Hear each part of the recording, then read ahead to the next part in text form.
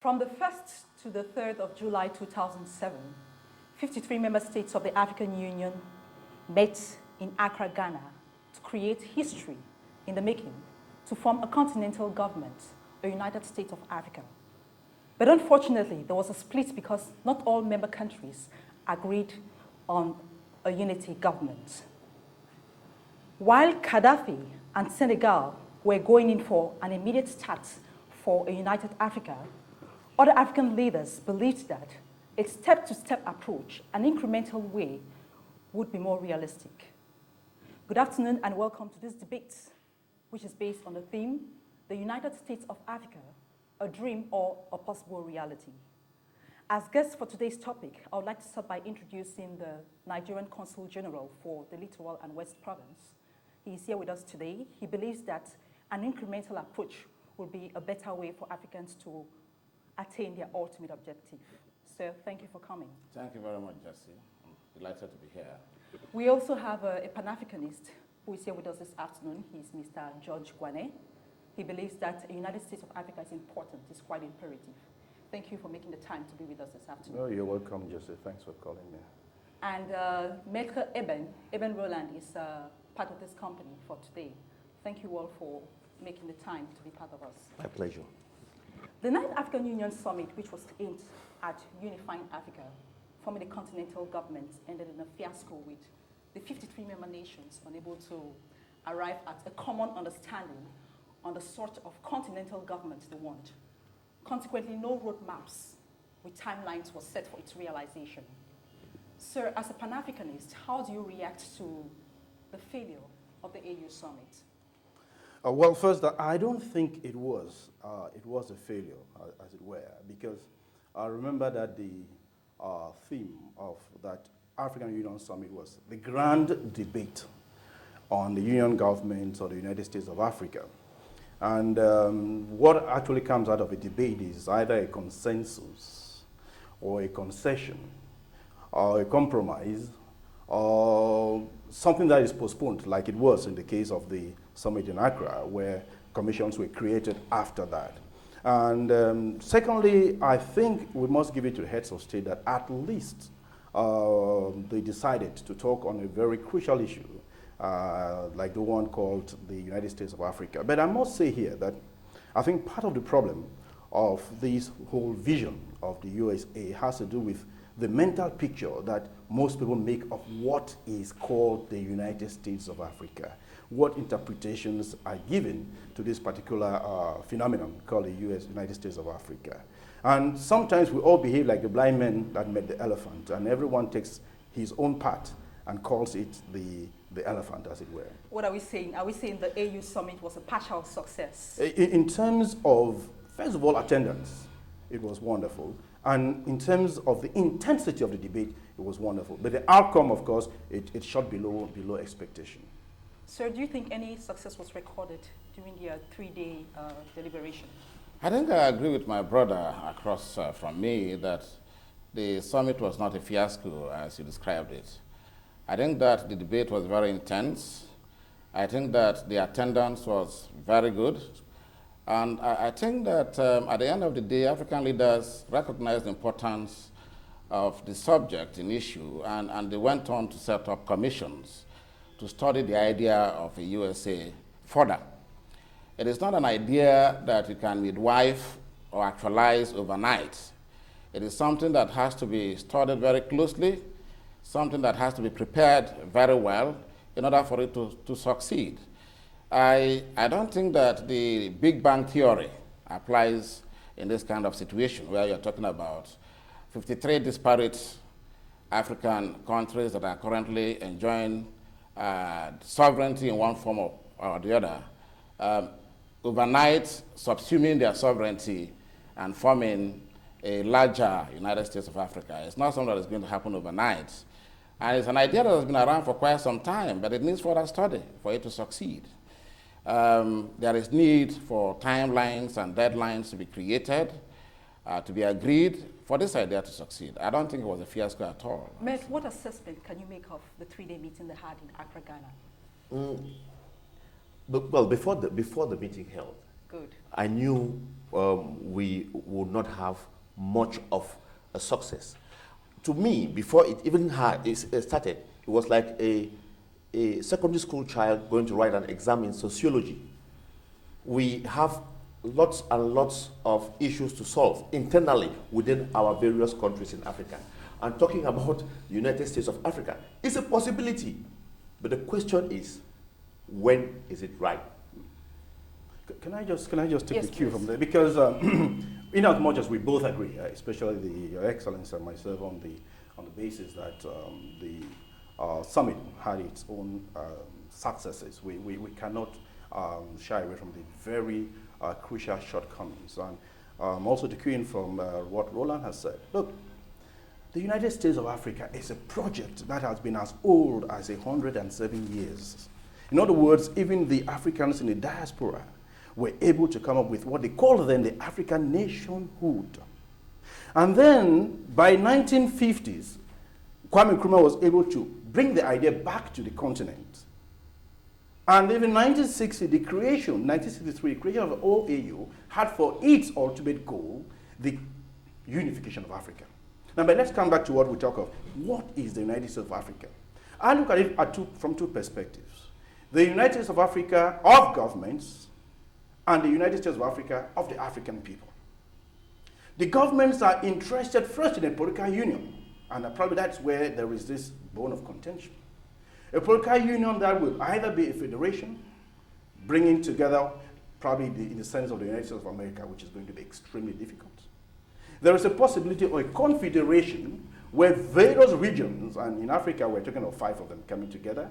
There's a possibility of, and this is where Alpha Conare came in, of enforcing or reinforcing the whole executive body of the African Union in order to give it a common political voice.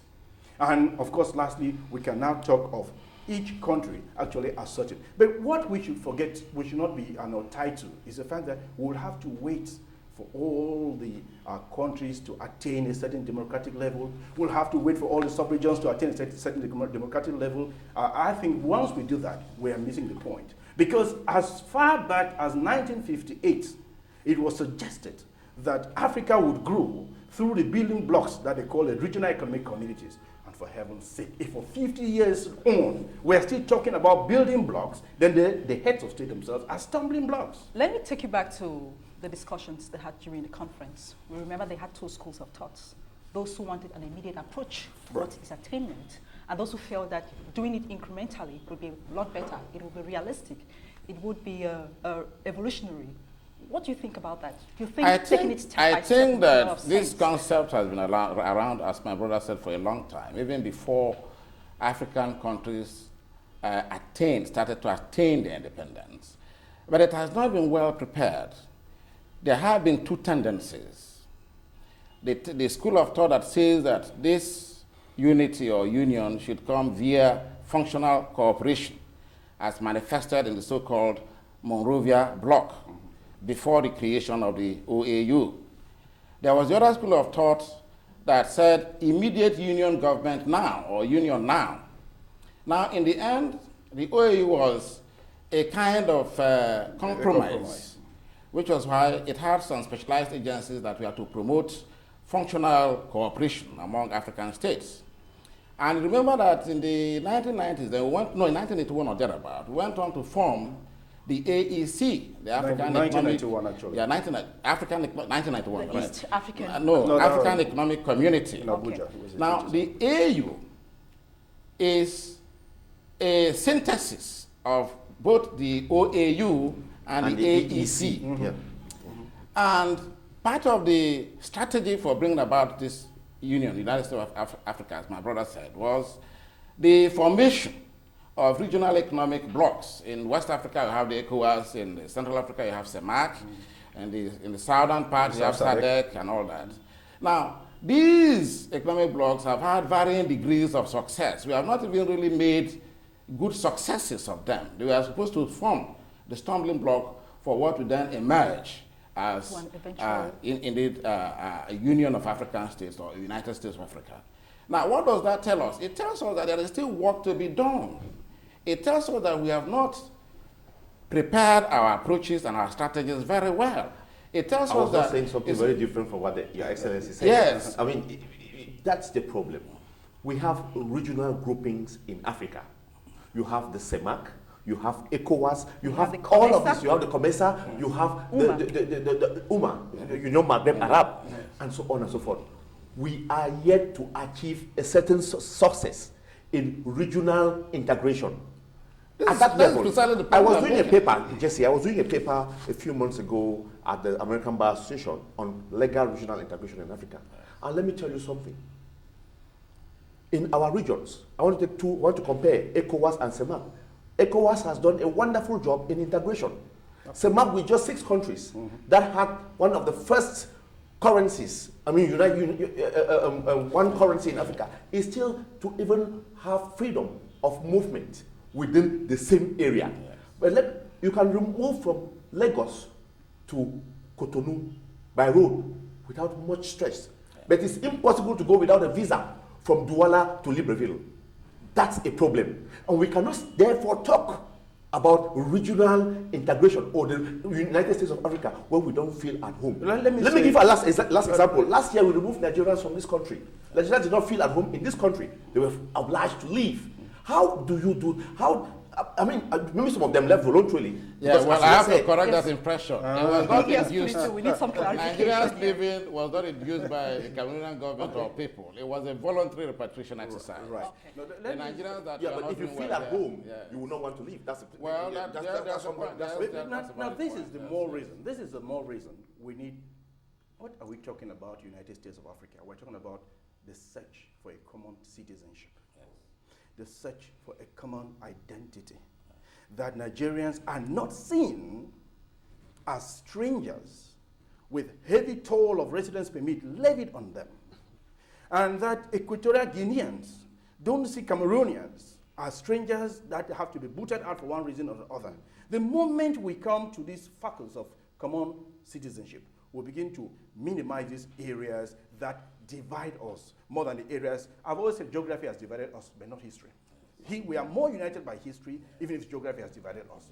Secondly, even in African culture, let me tell you, there were times when the first girl, the second or the third girl will not get married. They will say, oh, until the first girl gets married, the second and the third won't. Now we have 5 regional, pivotal regions in Africa. If ECOWAS is doing that well, and the East African Community is doing that well, SADC is doing that well, we can give a pass mark of 3 over 5.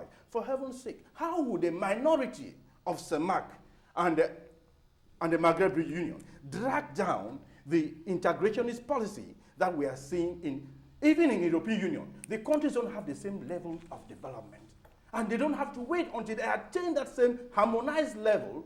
In fact, the more reason we need a strong United States of Africa is to harmonize, is to rationalize, is to coordinate these various sub-regions so that they all attain a certain degree of development. Going by the debate in Accra, I think that the preponderant view in Africa is that this thing should be evolutionary, it shouldn't be revolutionary, because quite apart from 2 leaders who are clearly in favor of USA now, the rest of the leaders, actually, indeed, the rest of the leaders opted for the gradualist approach. No, Your Excellency, I think there might be a problem there. There were actually 3 camps, actually. There was the camp of the tortoise that prefers the slow approach, the camp of the hare that prefers, whichever way you and the camp of the ostrich that never took sides anywhere. Because it's very sensitive. Let us put it this way. He's more of a technician and philosopher. Yes. I understand. Well, as I said, if the smaller regional blocks have had varying degrees of success,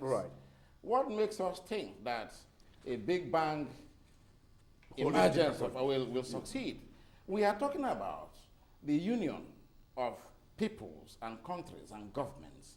We are talking about existing governments being subsumed, or in fact being removed in place of a new government. We have not even quite agreed the architecture of this union. Is it going to be a federalist union, a confederal union, or in fact a unitary union? Which is utopia. We have not agreed. Frankly, all those things have not been prepared. The blueprint for this union has not been agreed. You know, The concept has been around, but it has not been thoroughly. Jessie, and Jessie, And let me talking just- about the regional economic communities Communities. we have, let's Yeah. not forget that they have their goals and they have their achievements. Right. Don't you think that there has been a wide gap between the goals and the achievements they have made? No, But definitely. that's what I'm saying, Jesse.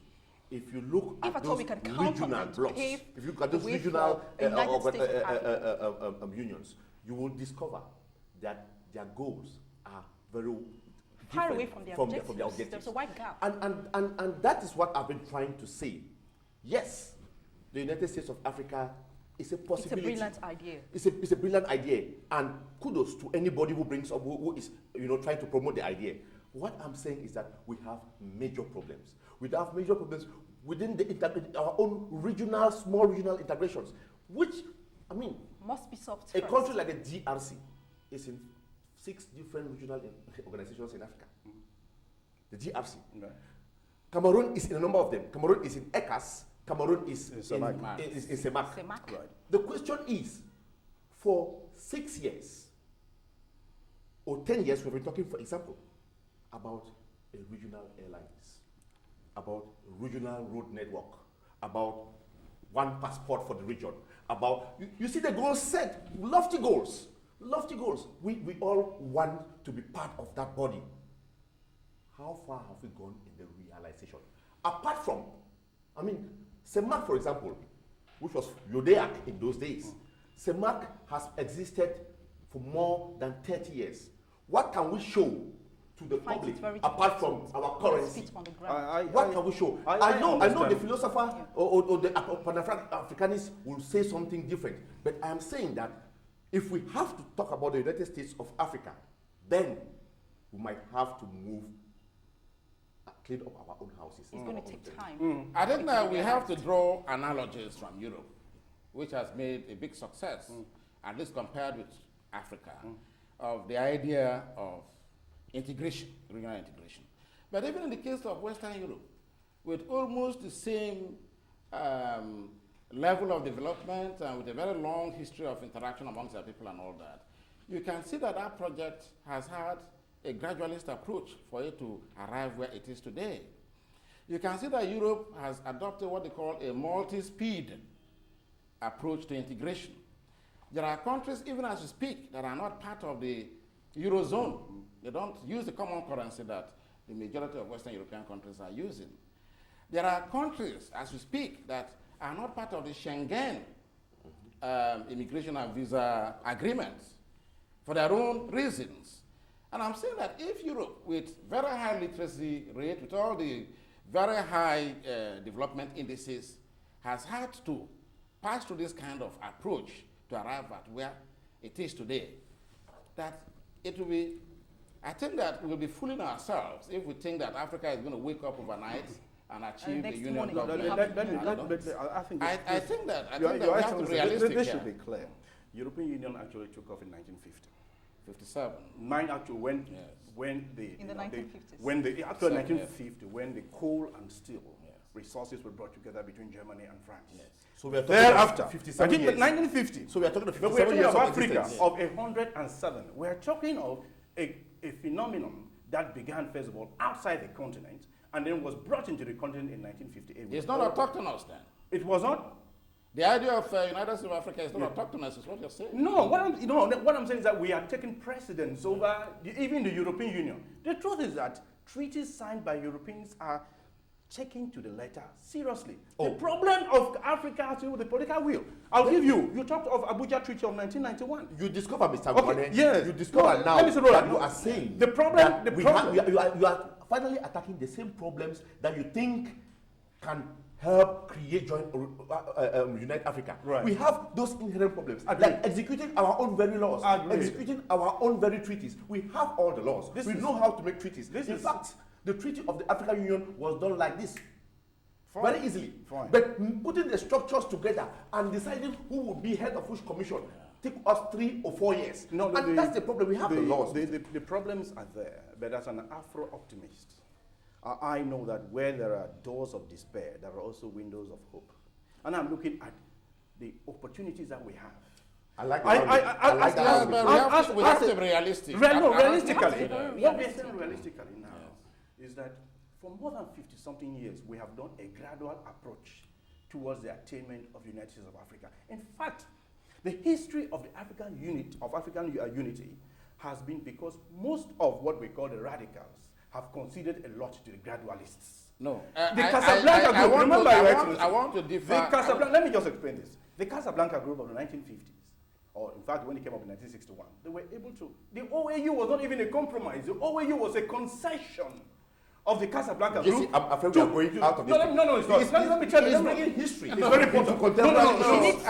You are forgetting something. You know, let me It's not as if make Africa this has point been very a clear. free, independent continent. It The is- wars we have had to fight initially were different. Oh. Africa was colonized. The first 2, 3, 4 decades of independence, or of the first independent African, Ghana, were devoted to ridding the continent of 2 scourges, the scourge of colonialism and the scourge of apartheid. I agree. It was only in 1994, for instance, that South Africa became independent. And whatever else we can fault the defunct OAU on, At least we would that give it fight, credit, that right? political fight to rid the continent Yes. of those 2 scourges, it succeeded in executing it. Now, after that, we started to talk about economic integration. And the first process was the Lagos Plan of action. Plan of Action Of 1980. 1980.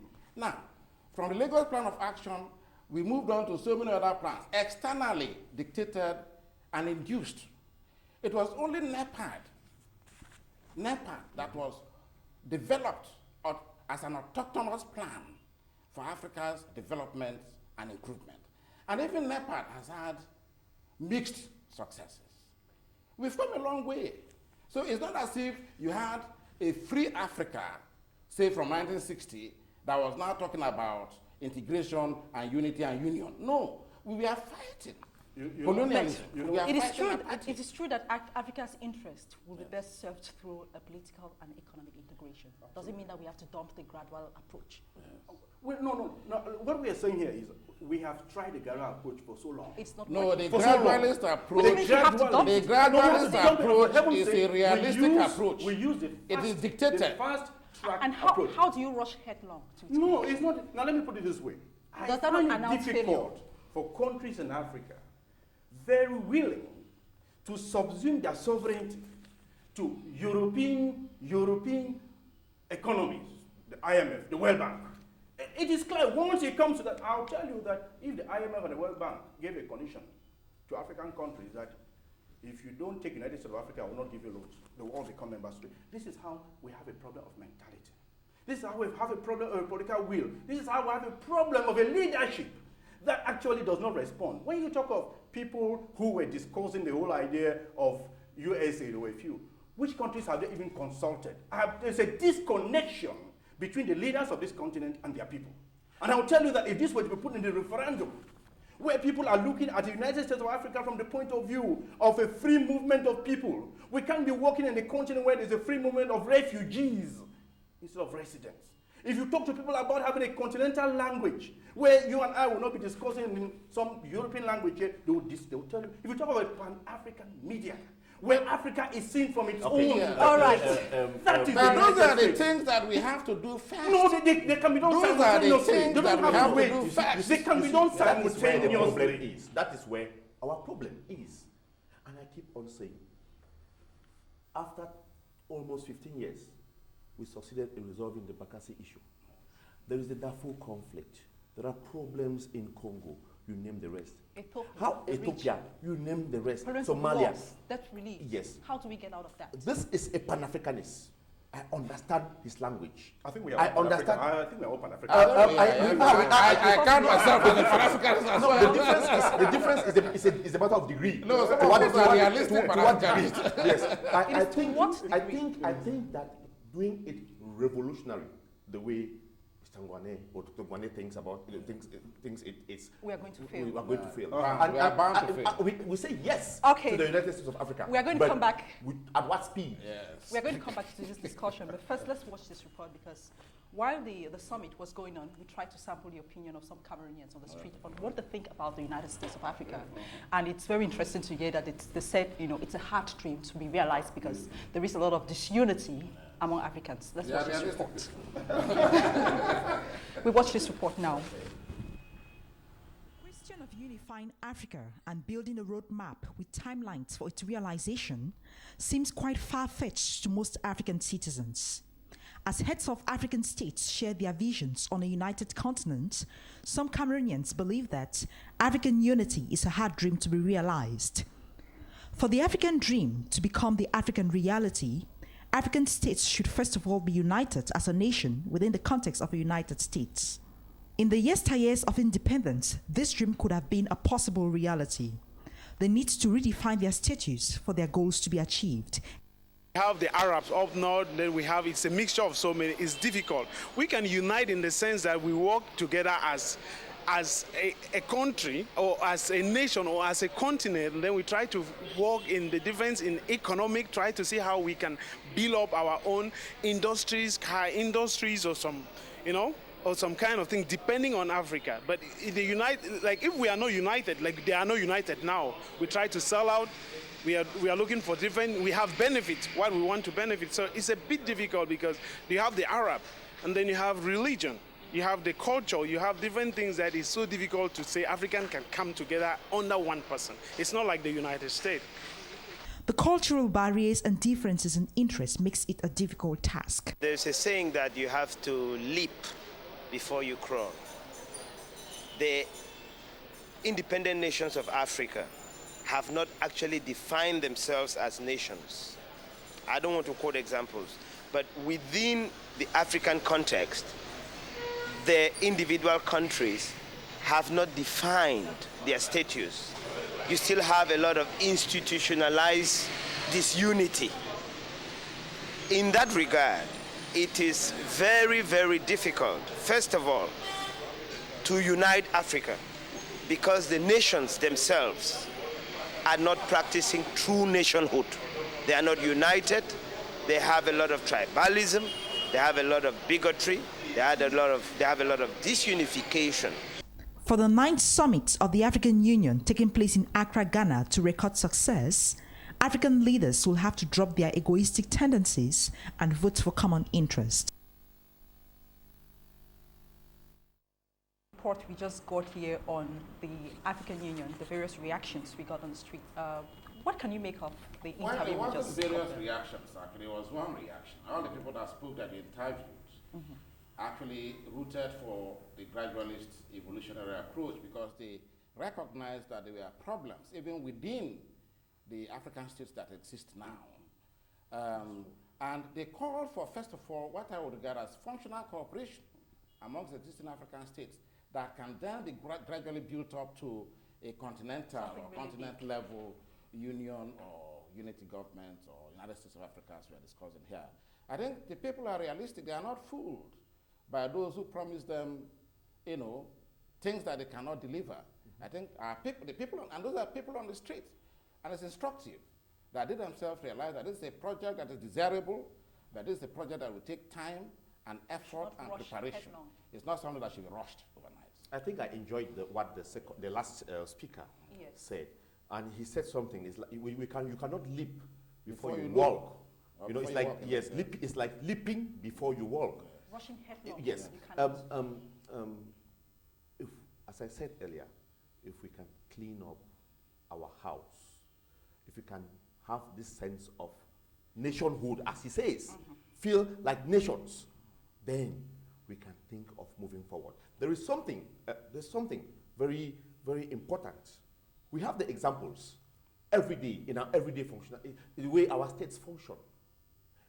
Just next door, we have what we call, this is a small example, a stock exchange.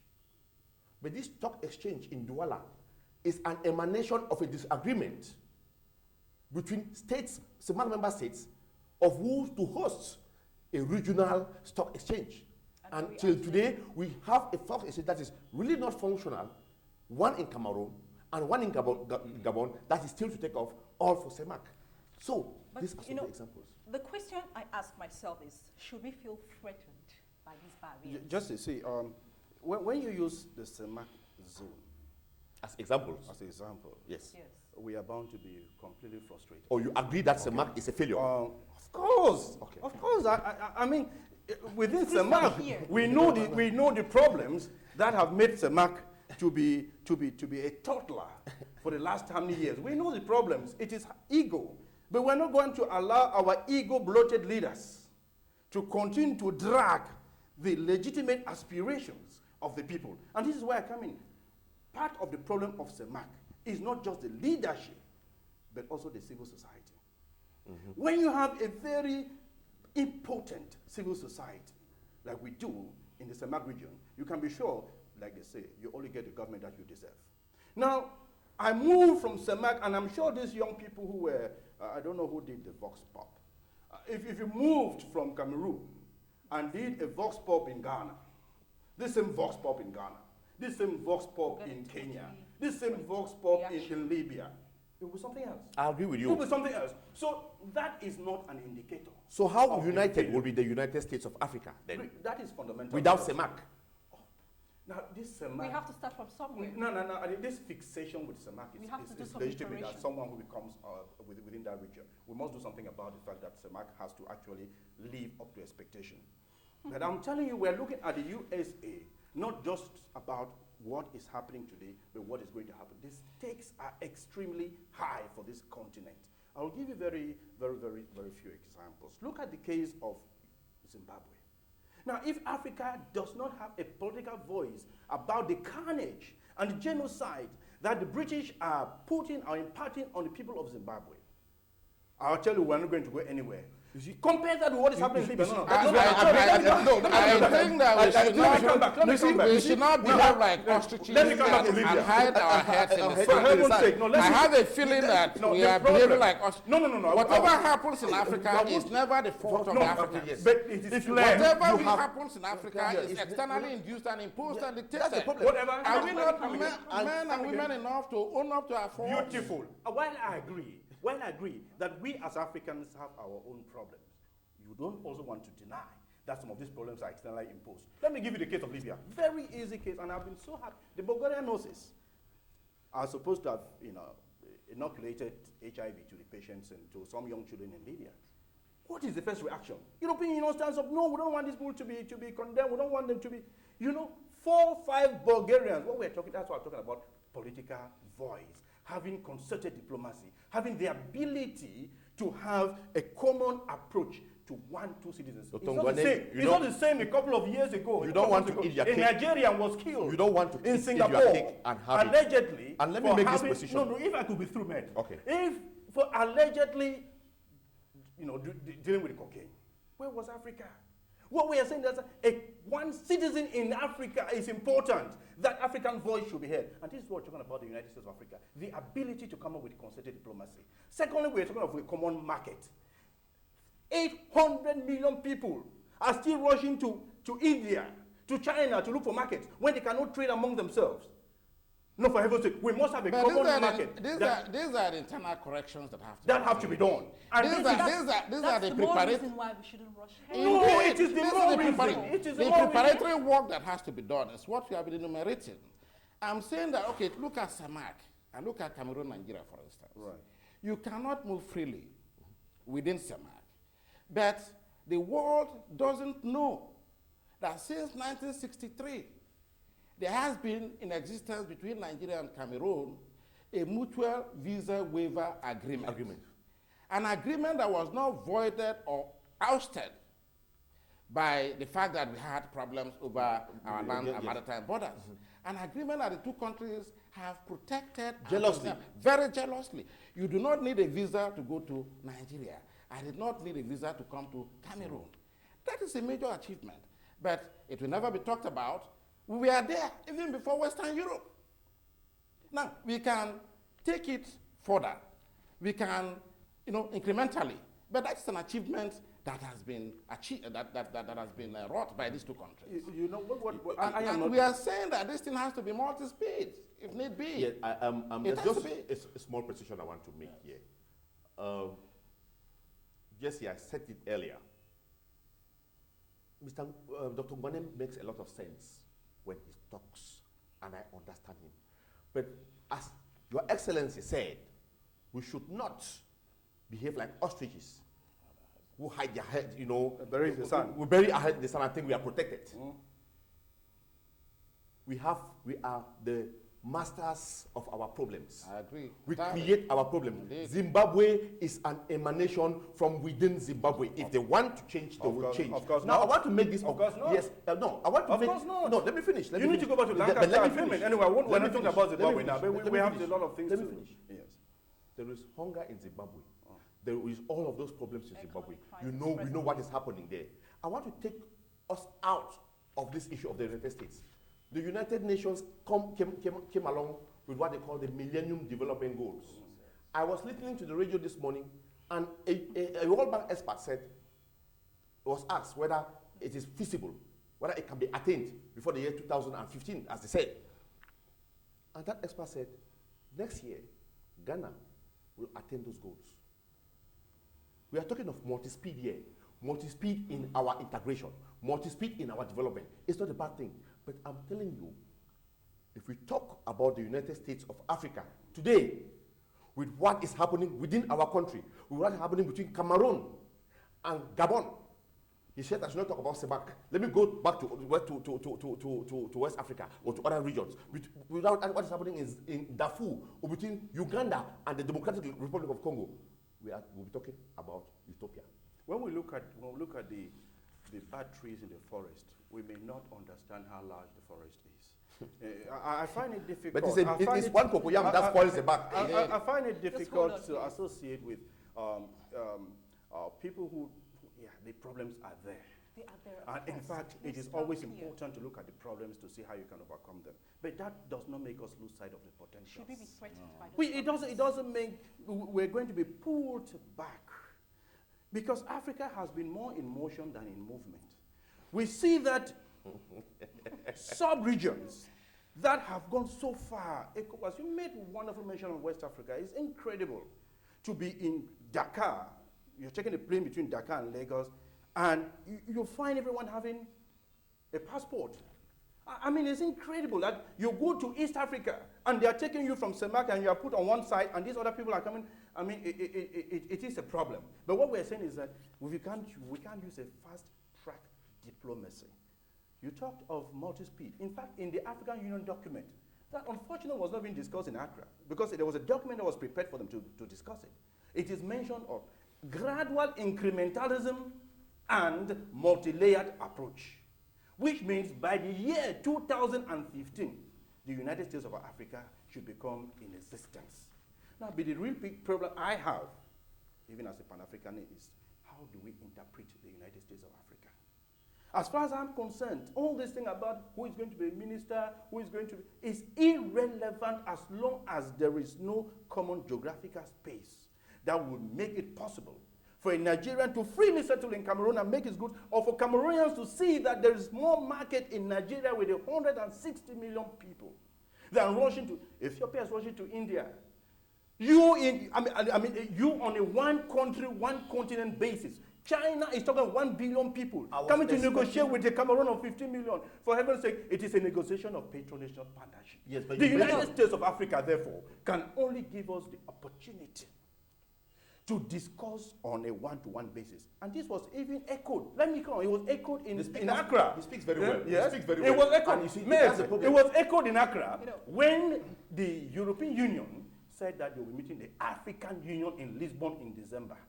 They are beginning to recognize that Africa cannot be seen as this little the person. They have always seen Africa in that light. Yes. You go to Europe and they are referring to you as an African, and I take offense to that. Okay. I mean, I'm an African, but I'm also a Nigerian.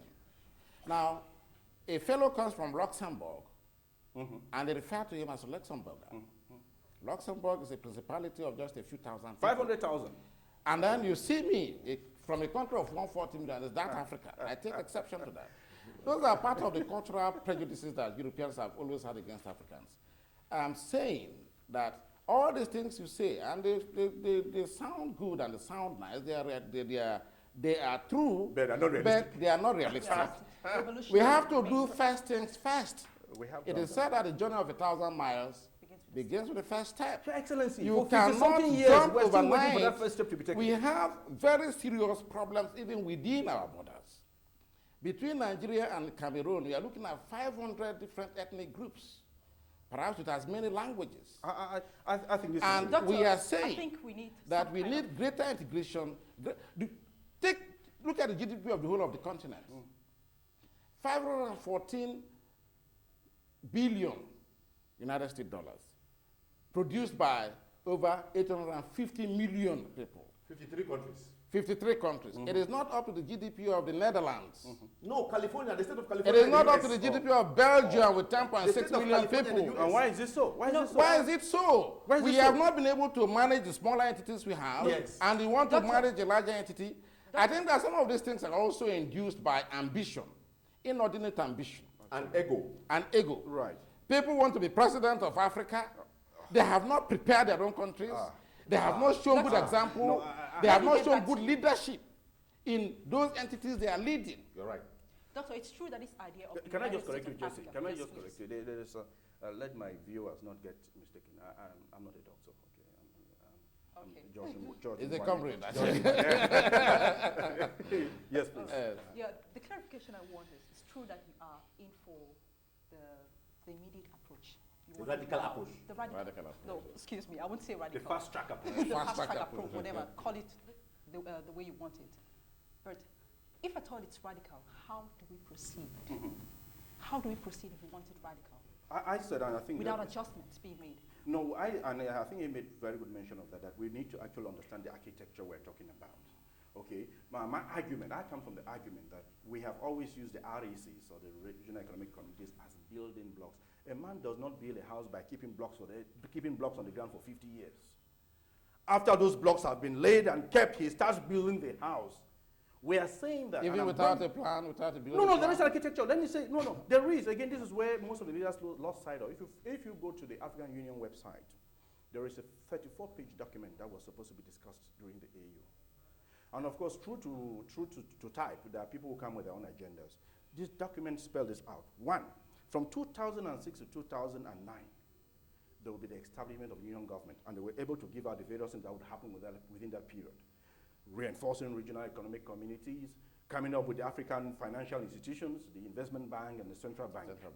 Then from 2009 to 2012, they'll come up again with the consolidation of the union government. And then from 2009 to 2012 to 2015, there will not be the establishment. There is a time frame.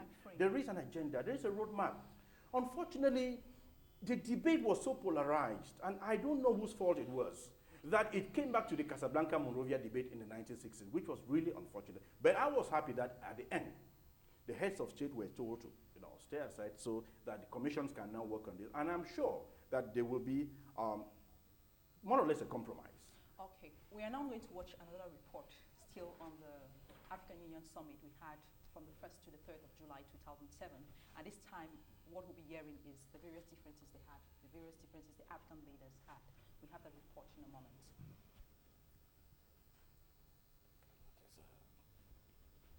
We'll be watching the reports on the AU Summit that took place in Accra, Ghana, and this time we'll be having the differences that happened during the conference. We have that in a moment.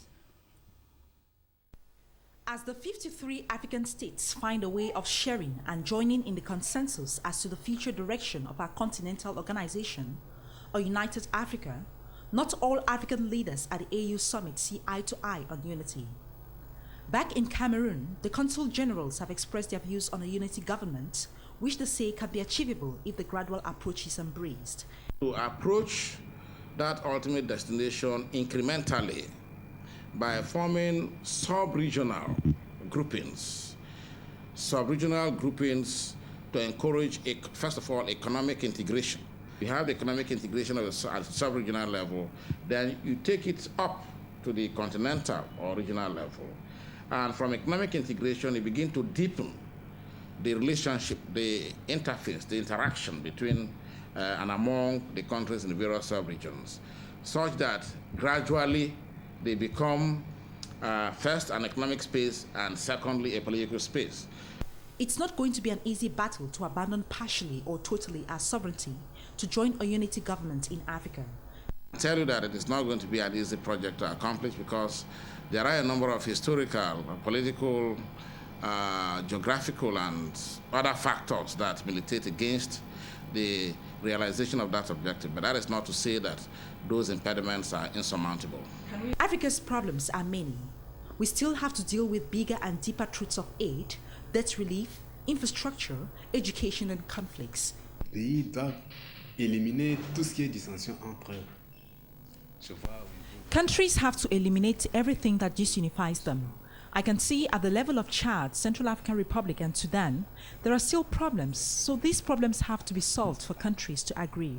Les pays maintenant se mettent d'accord.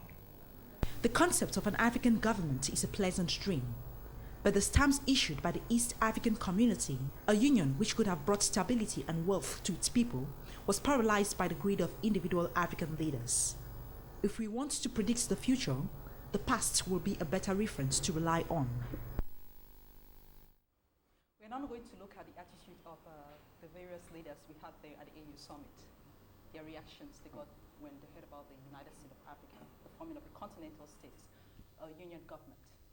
We know that the Senegalese foreign minister who said that his country is ready to abandon totally and partially its sovereignty to join the United States of Africa. Right. But the question I ask myself here is, he even mentioned that his president was already holding a pen, ready to sign to the agreement.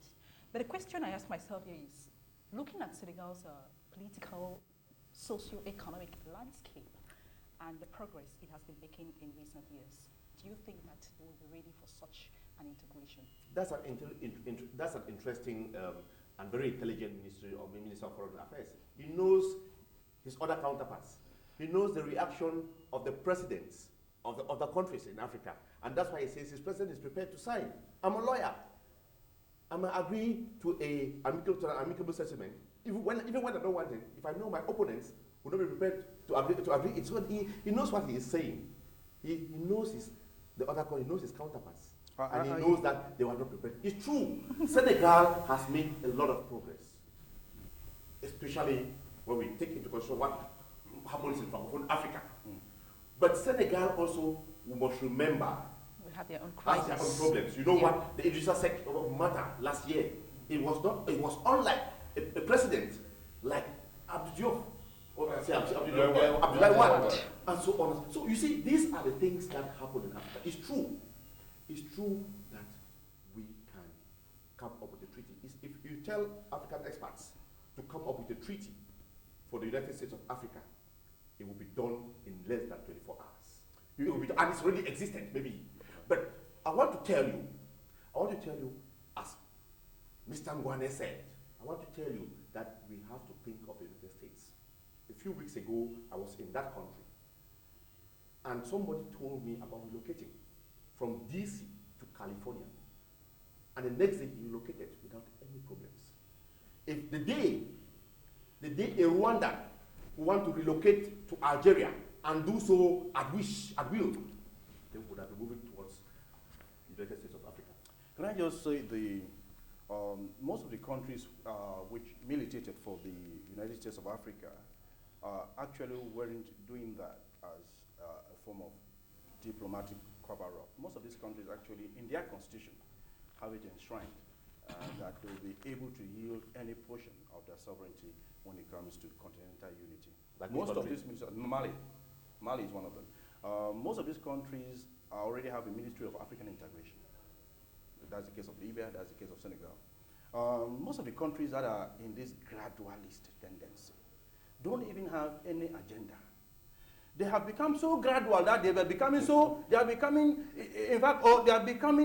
the gradualist extinction. They are becoming so extinct because they have nothing to even propose as in fact, I call them spoilers. In other words, every time we get closer to the process of the United States of Africa, the spoilers come back and they start agitating, and they end up, when there's a confusion, they go back home happy. No, let us be frank. We are not wishing for an ideal, homogeneous. There could even be unity without unanimity. We're not looking for a homogeneous society which will be free of wars and conflicts and the rest. In fact, the process of the European Union, one of the reasons why European Union came into existence was to prevent war. It was to prevent war, apart from the economic factor. It was saying that once we are able to have a common citizenship among ourselves, we'll be able to identify ourselves as one people. Well, I don't know. As a Democrat, I have serious problems with Mr. Ngwane's description of the majority opinion on this issue as people that have become so gradual that they are virtually extinct. They are becoming extinct. If the majority of African leaders and the peoples that they represent favor a gradualist approach, I think there is something to be said for that. That is the more realistic approach. Those who are for the Big Bang theory of wishing a United States of Africa into existence overnight are in the minority. They have always been in the minority. We are saying that there are some practical things that African countries can and should and ought to do to give meaning to an eventual union of African states. Why should we carry different passports, for instance? Why should we require visa to visit another African country? Thank you.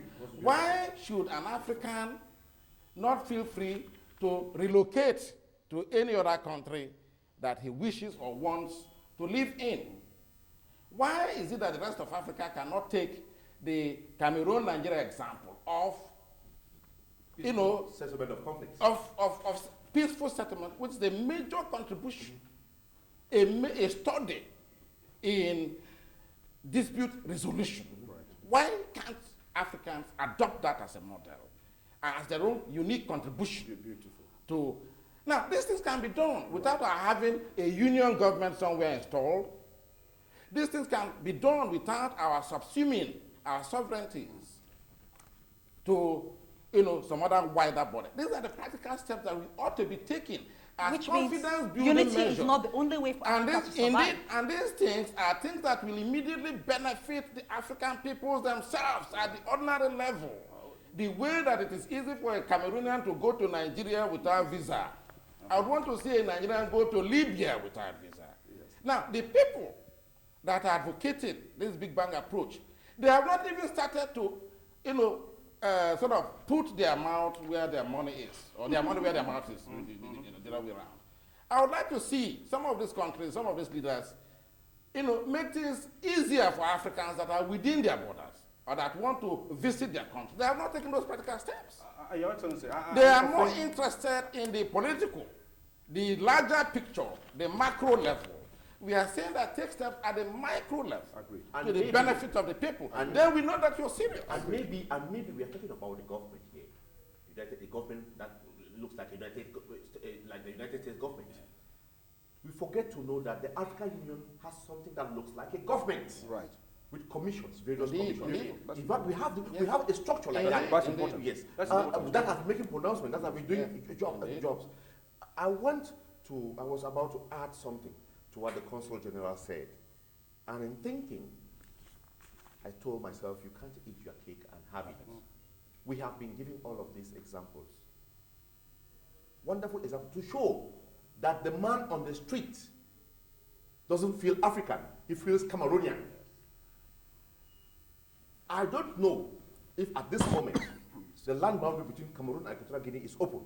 But it was locked, and it's always locked about, frequently over the years, during the year.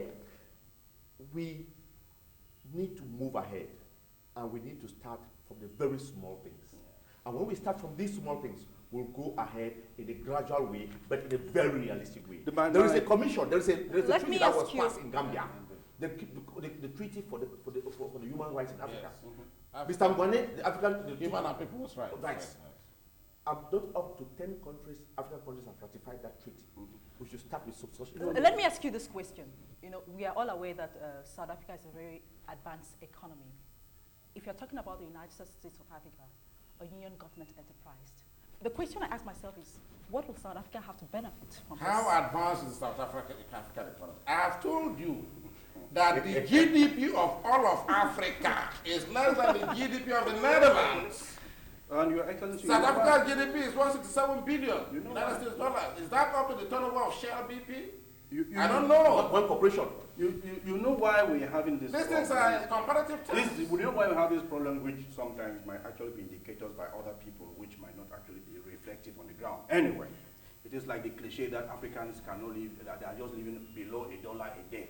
And you know that that is a fallacious statement that everybody can make. So let us come back to even when you talked of majority and minority. I'm a very wonderful Democrat who even believes that the force of democracy is truth. One man on the side of truth forms a majority. And that is why we've had the Mahatma Gandhis, the Martin Luther Kings, the Nelson Mandelas, and the rest, and the rest, and the rest.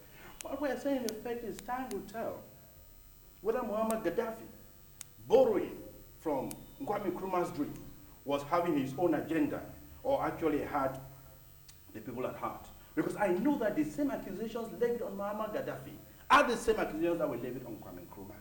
And this is part of what we call Eurocentric discourse. You can't deny that.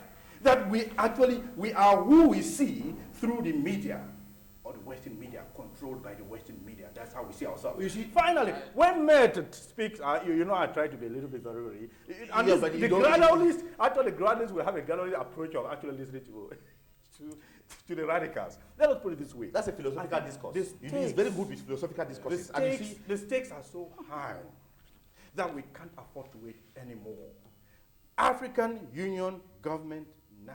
Mr. Gwane, so what possible. are the stakes, Mr. Gwane? It's so feasible. The truth is that when I watch my TV, when I watch TV, and I find my young African brothers dying over, when I find my brothers dying over in the seas, in the high seas. Are those the stakes that are high? Do you know why our brothers die in the Mediterranean Sea? Because of the push factors. Yes, they die in the Mediterranean Sea. First thing, because they leave their countries because they can't make a living. Do you know why? They die in the because we are not going house to in Maghreb countries. You know why? I just watched the news this morning. They talk of nurses in Cameroon that are on strike. Do you know how many African countries are in search of nurses? Do you know the market labor that is existing in African countries? So but because we don't have any common geographical space, we're not able to move. Do you know that now we have to start realizing that we need to have not just staying in, but working. Now this is the United States of African phenomenon. So you agree with us? You agree with us, the moderates, that we need to clean up our own houses? Indeed, fast things fast. That's what you are saying. No? You are saying that we cannot talk of gentlemen, you guys have to excuse me for a little while because we now have to open our communication lines because we have a good number of people watching us out there and they would like to bring forth the argument or do their own contributions. So the telephone number is 7538-5308. If you want to chip in something, you can call the telephone number 7538-5308. And talking about democracy, as we mentioned earlier, do you think the minds of our African leaders are democratic enough to embrace such an idea?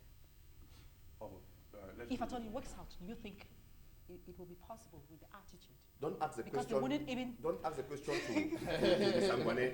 Let us first start answering the question, then we can move to Mr. Gwane because you give us philosophical discussion. I take it back again. You know, it's true that this idea of the United States of Africa is such a blue skies idea. It's so brilliant. But looking at the attitude of our African leaders, let's not forget the fact that, or let us agree that the minds of African leaders are not democratic enough. You know, they wouldn't even budge if a good idea is being proposed because they think it's going to compromise their power.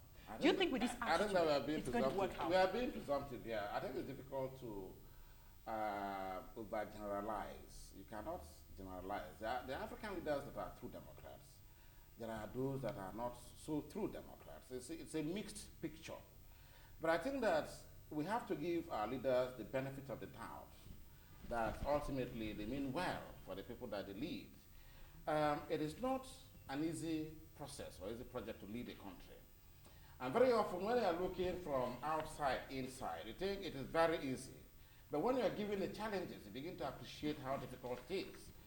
African countries are mostly poor countries. If you take all the indices of development, they score very low, those indices. And it is therefore a challenge for an average leader to begin to commit himself to certain projects when he knows that he has even greater challenges within his borders, within the country that he leads. But ultimately, I think they mean well for their people. I think that in the last decade or so, many African countries have become much more democratic. To the extent that now, if you are not seen as democratic, you are not allowed into the chambers of the AU. That is a plus for Africa. Time there was when, whenever we had an assemblage of African leaders, the vast majority of them were military people. That has changed. Your Excellency, Yes. I'm going to press you on further. Yes. You say we shouldn't be presumptive. Yes. Can we have maybe the names of the presidents who are democratic? Yeah, you can. Can we name them? You're asking the wrong person. You're not a diplomat. We don't engage. And I think we should not even be talking here of presidents who are democratic. Right. But if in a particular country you have institutions that permit the work of states to move in such a way that the man on the streets feels okay, then we can start talking of democracy. Because at the end of the day, I keep on giving applause to Nigeria, where we had a president last year who wanted to take another term of office, touch the constitution and take another term of office. And the Senate said, no, that's democracy. And I was reading an article in the New York Times where it was said that democracy in Nigeria could be sick, but it's not there. You see, that's an example. I don't know what connivance the lawyer has with the diplomat. But let the meeting of the minds. Excuse me. You have to hold on. We have a caller on the line. He's calling from Yaoundé. Remember, yes, hello. Hello. Hello. A caller on the line from Yaoundé. The telephone number. Yes. Yes, please. Good afternoon. Good afternoon, madam. Are you getting me? Yes, sir. Can we have your name, please? I'm getting problem from now. I want to speak in your very interesting debate about the United States of Africa. In fact, I'm very highly encouraged with the high quality debate on the program, especially the ideas which Mr. Ngwane is bringing up. And I think with time, in high time that we stop laying emphasis on areas where we fail and look forward, because you see the country like the United States of America, it was built on a people's dream when they migrated from Britain. And if they thought that the continent was so vast and that the challenges were so unsurmountable, they wouldn't have done anything. I think the greatest problem in Africa today is that you see most of the countries, majority of the countries which are advocating for this continental unity are countries which are already experiencing some degree of internal freedom, which means that they already see that when they deal with liberalism within their countries, they already understand that even losing part of their sovereignty or part of their powers to the general interest of our Africans will not be a problem. But dictatorial regimes find it very difficult to open up. And I regret I admire South Africa a lot, I admire Nigeria a lot, the Federal Republic of Nigeria a lot, but I was a little bit disappointed when they who have been the forerunners of this continental unity were adopting this gradual approach. It is true that there are problems, but I think that we should overcome those problems and look forward. I really plead to these African leaders that the only way that they can beat colonialism, because colonialism still exists until today, the only way they can beat colonialism is to unite and have a strong voice. Because when they have that strong voice and be able to look at the West in the face and tell them that no, that is the only way they can come out. So let us leave this idea of arguing for gradual approach and so on, because if you don't focus on the point and keep looking for contrary views, you will never move ahead. Thank you very much.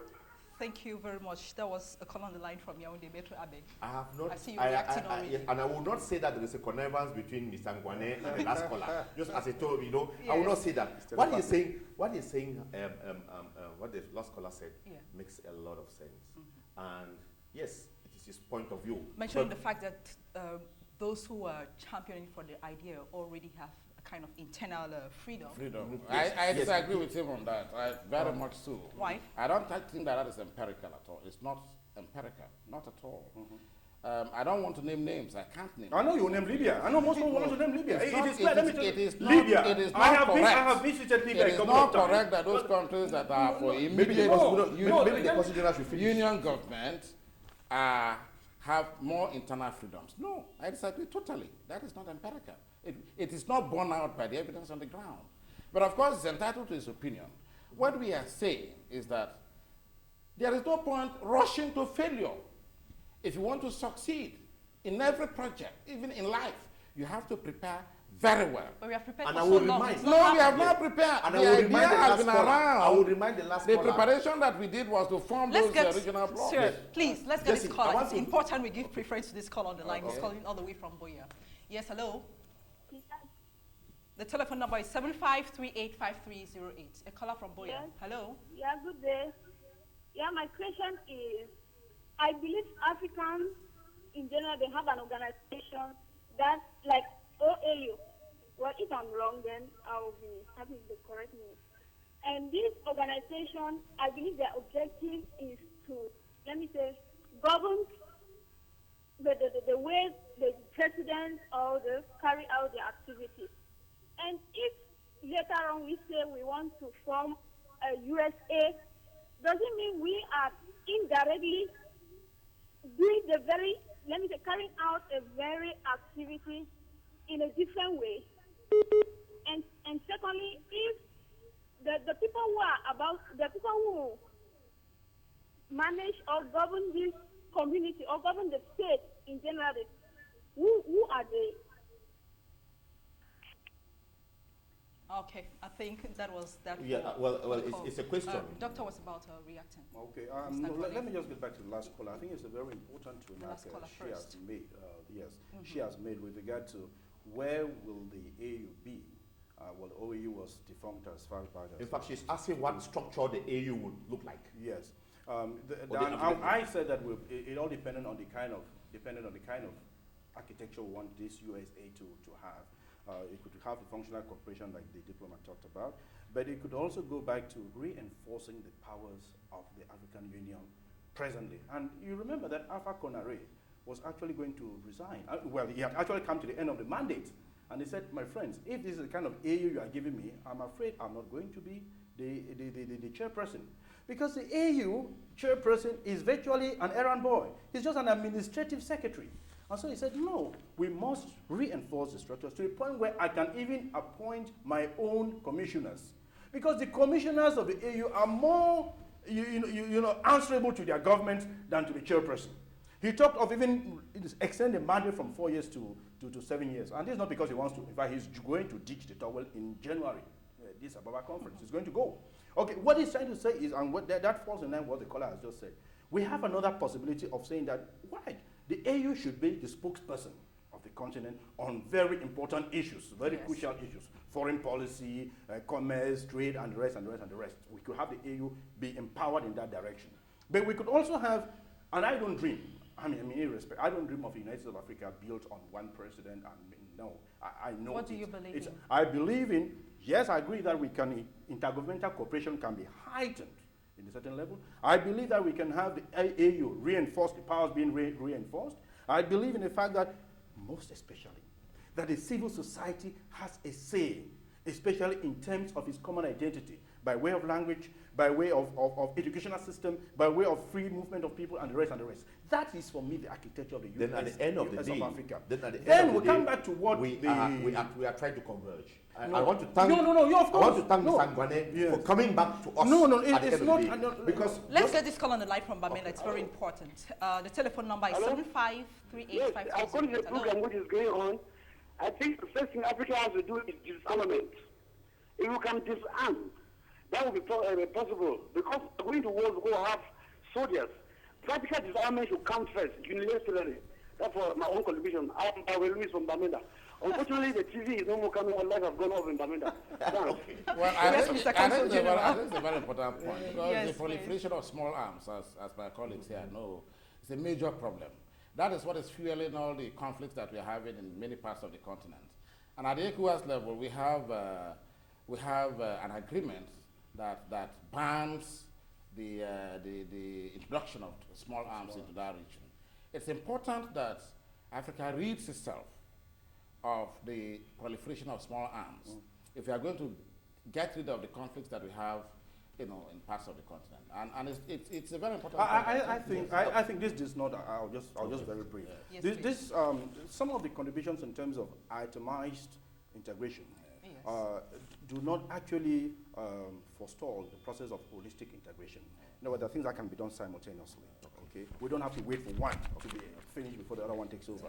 Remember that in 1961, Ghana, Mali, and Guinea created the nucleus of what they call the Union of African States. They said that as members of this bloc, eventually those who believe in this system that are put in place will join them. It is after, European Union followed the same pattern, that is of referendum, okay? And this is what even Abdoulaye Wade said during the AU summit, that if we cannot go for holistic integration, we might have to go for voluntary integration. We get this call on the line from Douala. Hello? Yes, hello, sir. Good afternoon. Hello, good afternoon. Yes, can we have your name, please? Yes, my name is Barrister. Yes, I've been following this debate with a lot of interest. During the time of Kwame Nkrumah, we had a debate of let's go gradually. In our generation today, we are hearing the same debate, let's go gradually. When shall going gradually stop? And I want to know precisely the position of Nigeria, which is one of the African giants. I happen to know the position of South Africa, being an economic giant. I want to know the position of Nigeria on this issue. Well, I think that this question should be answered by me. Where does the gradually stop? Well, we have been at Haven't we it. had enough of that? Nothing good comes easy. That would be my response to the caller. And I think that the position of Nigeria would have become clear since we started this debate, and even before then. Nigeria's position is not different from South Africa's position. That is true. And I think that those two countries, Cameroon. I think those two countries are important. Those three countries are important. We are saying that the United States of Africa or a Union of African States, whichever way you want to call it, is a desirable and important objective. But that in order to arrive at that destination, we ought to prepare very well. For how long? Well, you cannot begin to put a time frame on this. But we've been doing but that for some time. I believe that one of the things that ought to have emanated from Ghana was timelines and time frames and deadlines for specific integrative processes. Now, Mr. Angwene did make the point that the proposal that was drawn up, and it was not an agreement yet, it was a proposal, that was not considered at all. And that was because the orientation of the debate was changed by those who wanted the thing to happen now. They were not even prepared to look at the document that had been prepared. They were not prepared to consider the architecture which has not been elaborated. Just union government or USA now. Now, how do you do that? We have to agree certain objectives. We have to agree for certain things to happen within certain time frames for us to succeed. That was never allowed. And my position, to answer what Barrister said, is that we are not against the United States of Africa. Give it any name. But the issue we have a call on the line, Barrister, please. Sorry for cutting you short, but we give priority to this call. Yes, hello? Yeah, this is Vicky calling from Bonaberry. Yes, please. See, I just wanted to participate saying that some African countries that already have that idea of getting into the USA too, I think they should be able to spearhead this organization. That's like, go ahead and then have the others follow behind, like getting into some kind of calm treaties. Thank you. Thank you very much. What a wonderful Let me continue. Yes. It's a wonderful contribution. Yes. But let me continue what I was saying. We watch Gaddafi and Senegal go ahead. Make a move first before we join. Yes. Let me say that we are talking of the United States of Africa. But let us even think about our 6 countries and see how we can move within those 6 countries. Which ones?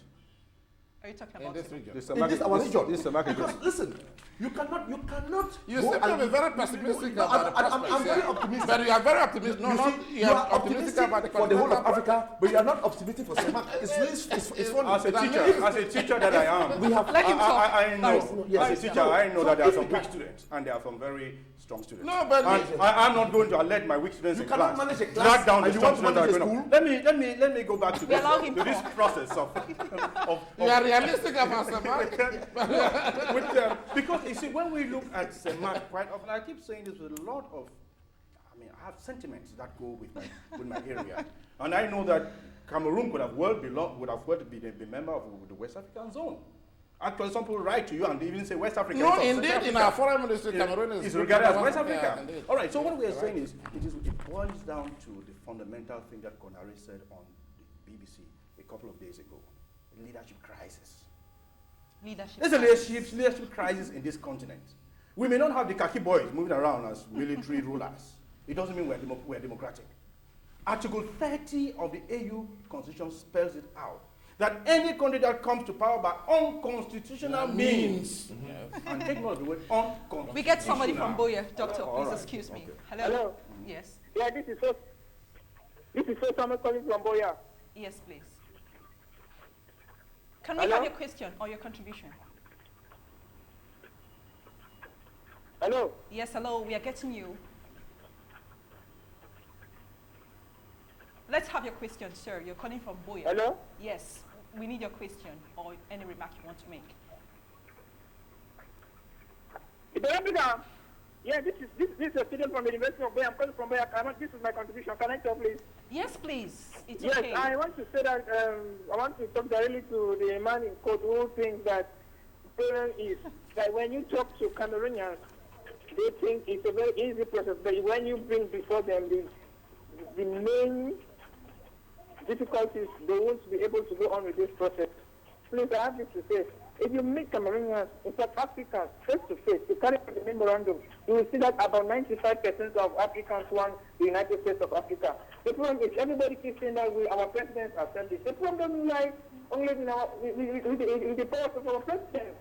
We voted the president. If you want the United States of Africa, then why not go to this? I think all this lies in our hands. Contribution. Thank you.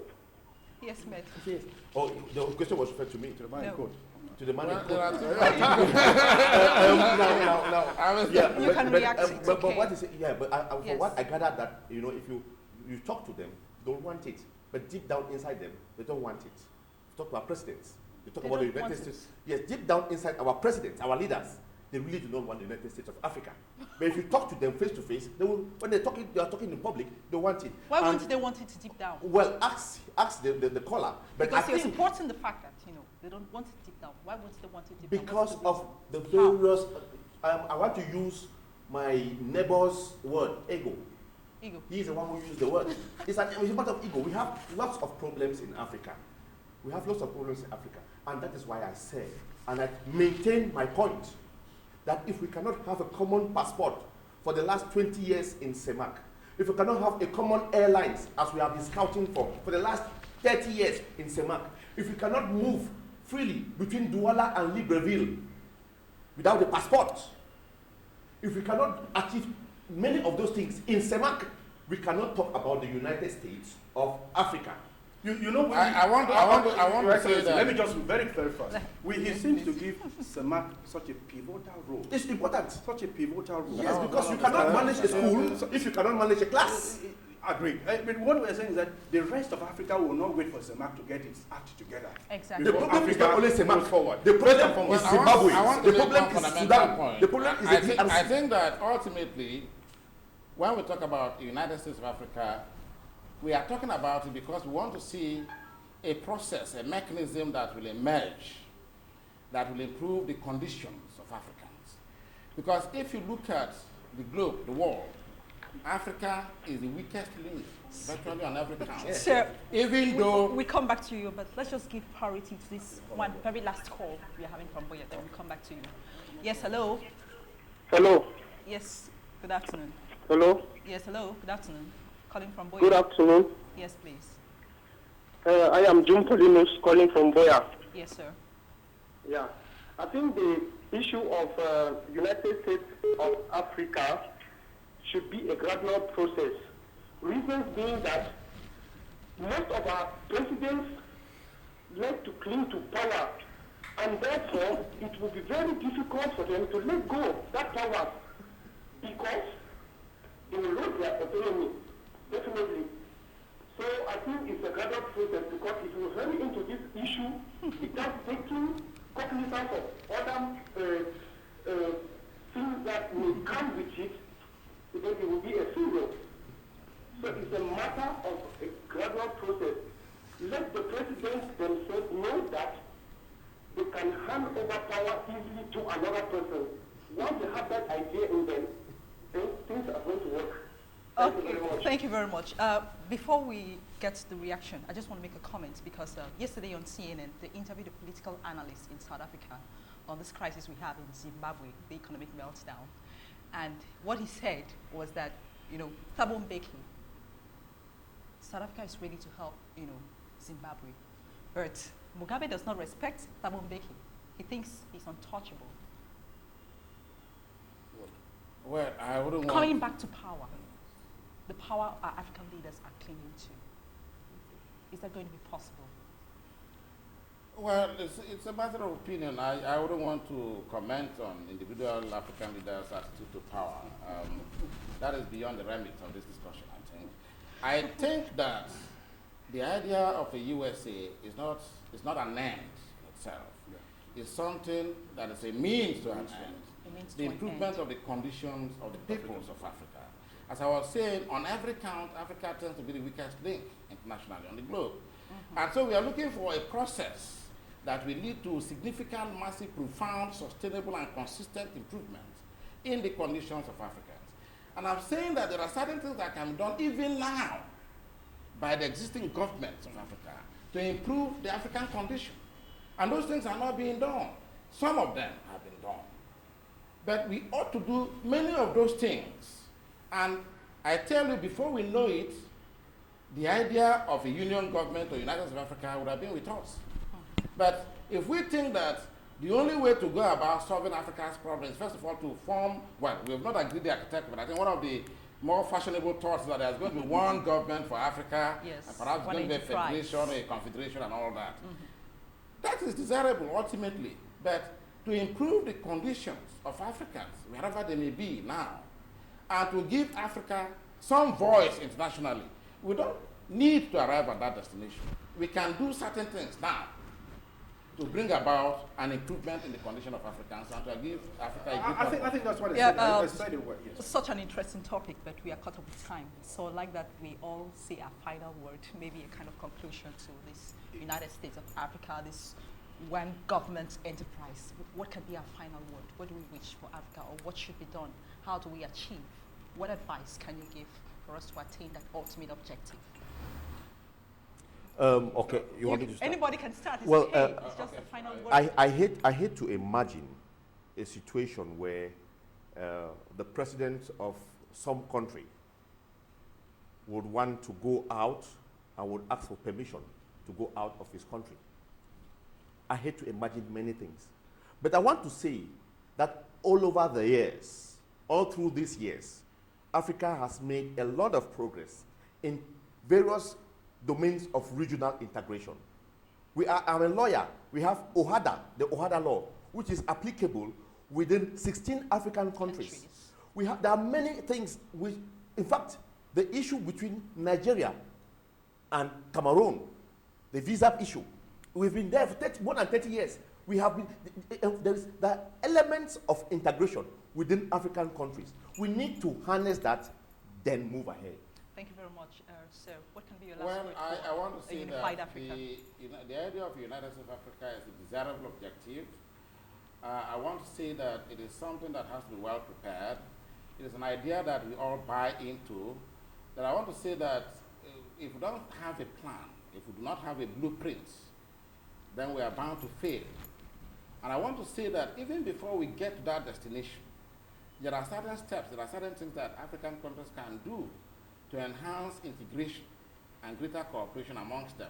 We need not wait until we have a United States of Africa before we begin to take steps that will improve the conditions, the living conditions, the economic conditions of Africa, to give Africa a greater voice internationally, and to tackle those problems, political, economic, social, the HIV pandemic, for instance, the problem of malaria, for instance, poverty and all that. These are free movement of goods and people. There are things that can be done now to achieve those objectives, even before we form or arrive at. All right, sir. One last advice on the United Africa. I think one would advise our African leaders very, very seriously that if they don't take the United States of Africa project very seriously now, they may be overcome by the aspirations of the civil society. The civil society might jostle them out of this agenda, because it is ultimately the project of the people. It is not those of the leaders. When you live in a continent where the ecosystem of the leader is greater than the ecosystem of the people, then we are living in a very wrong society. Okay. So with the African leaders, we have January 2008 for them to make up their minds to decide whether they are the dogs that are wagging the tail, or otherwise the tail that wag the dog. Okay, thank you very much for the different contributions you made for the past 1 hour, 30 minutes. It has really been a great pleasure. And to all of you who participated, we say thank you and keep on watching STV. Goodbye. It's okay, thank you so much. Are we off the